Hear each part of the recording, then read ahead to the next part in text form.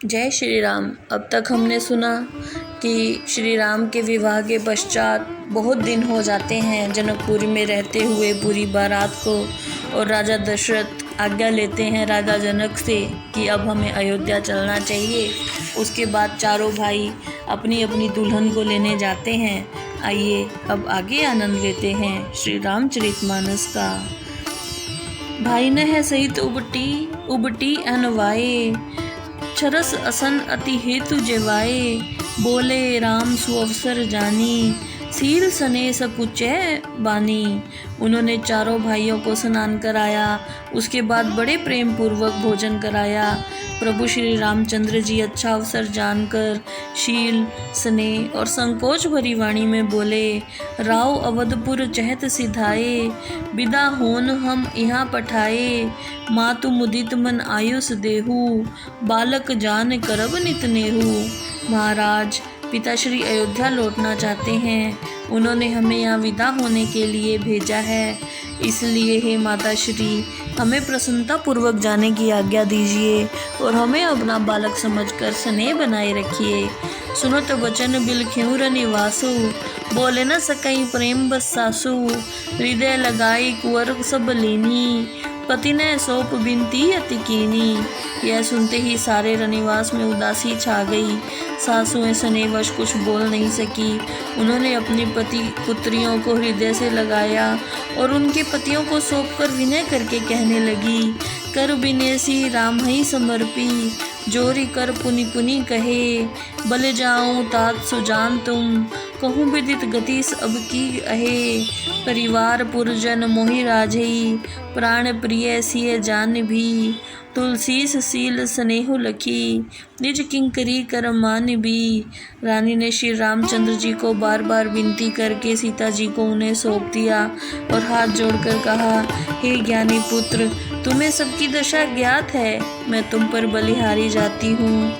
यह सीता समस्त परिवार को, नगरवासियों को, मुझे और राजा को प्राणों से भी अधिक प्यारी है। इसके शील स्वभाव और स्नेह को जानकर इसे अपनी दासी समझना। तुम्हें परिपूर्ण काम, जान शिरोमणि भाव प्रिय, जन गुण गाहक राम, दोष दलन करुणा त्यन।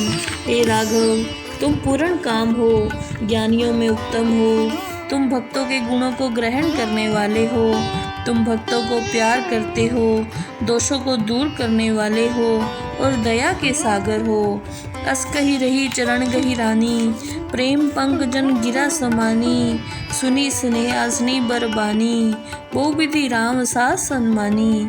इतना कहकर रानी ने श्री रामचंद्र जी के चरणों को पकड़ लिया और उनकी वाणी प्रेम रूपी कीचड़ में फंस गई। स्नेह से युक्त उनकी वाणी सुनकर श्री रामचंद्र जी ने सास का अनेक प्रकार से सम्मान किया। राम विदा मांगत कर जोरी, कीने प्रणाम बहुरी बहुरी, पाई असीस बहुरी सिरुनाई, भाई ने सहित चले रघुराई। श्री रामचंद्र जी ने हाथ जोड़कर विदा मांगी और बार बार प्रणाम किया। आशीर्वाद पाकर श्री रामचंद्र जी ने बार बार सिर नवाया और भाइयों सहित चल पड़े। मंजू मधुर मूर्ति उर आनी, भई सनेसी थिल सब रानी, पुनि धीरज धरी गोरी हंकारी, बार बार भेट ही महतारी। उस समय सब रानियां उनकी अनुपम सौंदर्य युक्त मूर्ति को हृदय में धारण कर स्नेह के कारण बेसुध हो गई। फिर माताओं ने राजकुमारियों को बुलाकर उन्हें बार बार समझाने लगी। पहुँचावई फिर मिलई बहुरी, बड़ी परस्पर प्रीति न थोरी, पुनि पुनि मिलत सखी ने बिलगाई, बाल बच्छ जिम धेन लवाई। वे बार बार राजकुमारियों को समझाती और फिर उनसे गले मिल जाती। सीता जी की सखियों को हटाकर उनसे मिलती थी, जैसे तुरंत ब्याही हुई गायें अपने बच्चे से मिलती है। प्रेम विबस नर नारी सब, सखिने सहित निवास, मानहु कीन है विधेपुर, करुणा बिरह निवास। निवास में सखियों सहित सब नर नारी प्रेम में ऐसे विहल हो गए मानो जनकपुरी में करुणा और विरह ने अपना घर बसा लिया हो। सुख सारिका जानकी जाए, कनक पिंजरे ने राख पढ़ाए। व्याकुल कहीं कहाँ बैदेही, सुनि धीरज पहिरे न कही। सीता जी ने जिन तोर मैनाओं को पाल रखा था और सोने के पिंजरे में रखकर उन्हें सिखाया था, वे भी व्याकुल होकर बोले, जानकी जी कहाँ हैं? ऐसी बोली सुनकर भला कौन ऐसा होगा जिसका धैर्य ना छूट जाए। सिय बिलो की धीरता भागी, रहे कहावत परम बैरागी। लीन्ही राय और लाई जानकी, मिटी महामर जाद ज्ञान की। राजा जनक जी तो बड़े वैराग्यवान कहलाते थे, परंतु सीता जी को देखकर उनका भी वैराग्य भाग गया। उन्होंने सीता जी को हृदय से लगा लिया और ज्ञान की महामर्यादा समाप्त हो गई। प्रेम विवश परिवार सब, जानी सुलगन नरेश। कोरी चढ़ाई पाल किन्हीं, सुमिरे सिद्धि गणेश। सारा परिवार प्रेम में विह्वल है। राजा जनक जी ने शुभ मुहूर्त में सिद्धिदाता गणेश जी का स्मरण करके सभी राजकुमारियों को पालकी में बिठा दिया। समय बिलोकी बाजने बाजे, रथ गज बाजी बारात नहीं साजे। दशरथ विप्र बोली सब लीने, दान मान परिपूर्ण कीने। समय के अनुसार बाजे बजने लगे। बारातियों ने रथ, हाथी और घोड़ों को सजाया। दशरथ जी ने ब्राह्मणों को बुलाकर उन्हें दान दक्षिणा और सम्मान देकर संतुष्ट किया। सुर प्रसून बरसहि हर्षि, करहि अप्सरा ज्ञान। चले अवधपति अवधपुर, मुदित बजाई निशान। देवता प्रसन्न होकर पुष्पों की वर्षा करने लगे, अप्सराएं गायन करने लगी और अवधपति दशरथ जी प्रसन्न मन से बाजा बजवाकर अयोध्या को चल दिए। नृप करी विनय महाजन फेरे, सादर सकल मांगने तेरे। भूषण बसन बाजी गज दीने, प्रेम पोषि ठाडे सब कीने। राजा दशरथ जी ने विनती करके सभी महाजनों को लौटा दिया और उन्हें हाथी, घोड़े और वस्त्र प्रदान किए। पुनि कह भूपति बचन सुहाए, फिरई महिष दूरी बड़ी आए।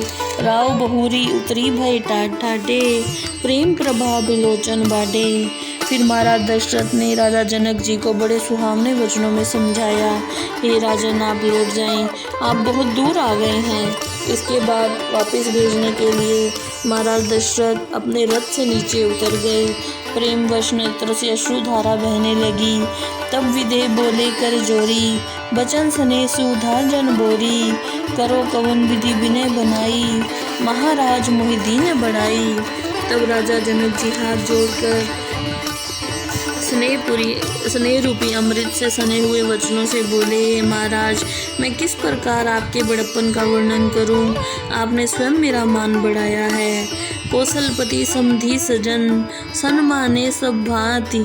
मिलनी परस्पर विनय अति, प्रीति न हृदय समाति। अयोध्या नरेश श्री दशरथ जी ने अपने समधि राजा जनक का हर प्रकार से सम्मान किया। उनका मिलन इतना प्रेम भरा था कि वो हृदय में खुशी समा ही नहीं रही थी। मुनि मंडलिनी जनक सिर नावा, आशीर्वाद सभई सन पावा। सादर पुनि भेटे जा माता, रूपशील गुण निधि सब भ्राता। राजा जनक जी ने सब मुनियों को सिर नवाया और उनसे आशीर्वाद प्राप्त किया। फिर अपने जमाताओं से वो आदर पूर्वक मिले। जोरी पकड़ है पानी सुहाए, बोले वचन प्रेम जन जाए। राम करो कही भांति प्रशंसा, मुनि महेश मन मानस हंसा। इसके बाद कमल रूपी हाथ जोड़कर प्रेम से सने हुए वचनों से बोले, हे राम मैं किस भांति आपकी प्रशंसा करूं? आप तो मुनियों और भगवान शंकर के मन रूपी मानसरोवर के हंस हो। करहीं जोग जोगी जही लागी, को मोह ममता मद त्यागी। व्यापक ब्रह्म अलख अविनाशी, चिदानंद निर्गुण गुण राशि। दिन के लिए योगी जन क्रोध, मोह, ममता और मद को छोड़कर उन्हें पाने के लिए योग साधना में लीन हो जाते हैं, जो सर्वव्यापक ब्रह्म अलख अविनाशी, सदानंद, निर्गुण और दया आदि संपूर्ण गुणों की राशि है। मन समेत जही जानना बाणी, तर्क न सकहीं सकल अनुमानी। महिमा निगम नेति कही कही, जो तिहु काल एक रस रही। जिसको मन और वाणी से नहीं जाना जा सकता, जो अनुमानों से परे है, जो तीनों कालों में एक रस रहते हैं, चारों वेद जिनके माहात्म्य को केवल नेति नेति करके कहते हैं। नैन बिसे मोह कहु भऊ, सो समस्त सुख मूल, सभई लाभ जग जीव कह, भय इस अनुकूल। इन्हीं सब सुखों के मूल आज मैं आपको नेत्रों के सम्मुख देख रहा हूँ, जिसको देखने से संसार के सभी लाभ प्राप्त हो जाते हैं। करीबर बिनय ससुर सन माने, पितु कौशिक वशिष्ठ समझाने, बिनती बहुरी भरत सन कीनी, मिली सब प्रेम पुनि आशीष दीनी। श्री रामचंद्र जी ने अपने ससुर जनक जी को पिता, विश्वामित्र और वशिष्ठ जी के समान समझकर उनका आदर पूर्वक सम्मान किया। बार बार कहीं विनय बढ़ाई, रघुपति चले संग सब भाई, जनक कहे कौशिक पद जाई, चरण रेणु सिर नैन लाई। श्री रामचंद्र जी बार बार विनती और प्रशंसा करके सब भाइयों को लेकर चल दिए।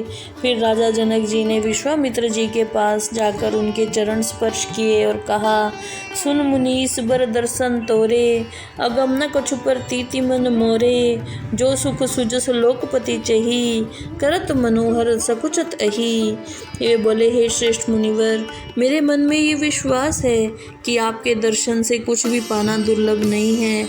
जिस यश और सुख को इंद्र, कुबेर आदि लोकपाल चाहते हैं और जिसका मनोरथ करते हुए सकुचाते हैं, सो सुख सुजस सुलभ मोहि स्वामी, सब सिद्धि तव दर्शन अनुगामी, किन्हीं विनय पुनि पुनि सिर नाई, फिरे महिषा सीसा पाई। हे स्वामी, वही सुख और सुयश मुझे सुलभ हो गए हैं, क्योंकि आपके दर्शन के पीछे सब सिद्धि चलने वाली है। सिर नवाकर राजा जनक जी ने आशीर्वाद लिया और वापस लौट गए।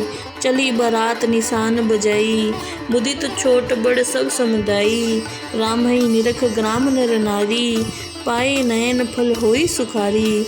ढोल बजाकर बारात चल पड़ी, छोटे बड़े सभी प्रसन्न हुए और श्री रामचंद्र जी के दर्शन पाकर सभी सुख का अनुभव करने लगे। जय श्री राम।